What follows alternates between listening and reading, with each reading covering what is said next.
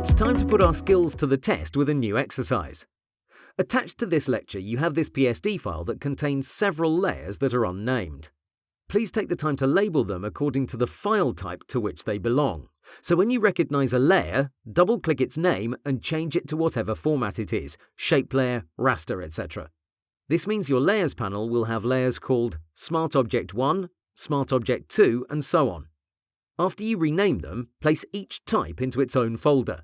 That means, for example, that all text layers should have their own folder. After you're done in the Layers panel, it's time to move over to the canvas and visually separate them. I suggest you put them in columns, but any other method works just as well.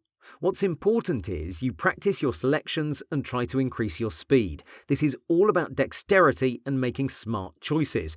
It's not a difficult exercise, but if you choose the wrong techniques, you may spend more time on it than is needed. The last task is to go through each layer type and further segment them based on their color. That means you should look at all shape layers and move the red ones into their own folder, then do the same for the green ones and so on. The entire process should take you no more than 10 minutes to complete. This exercise will test your speed, your hotkey knowledge, your ability to identify layers quickly, but more importantly, you should take a moment and consider what's the best approach. That's essential. Like I said, Photoshop is a versatile program, so in theory, you could move each layer onto the canvas by mashing your arrow keys. As you can imagine, this would not be ideal. But that begs the question, what would be the ideal technique? Find out that answer for yourself and let me know in the comments section.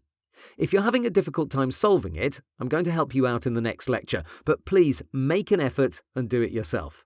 Have fun!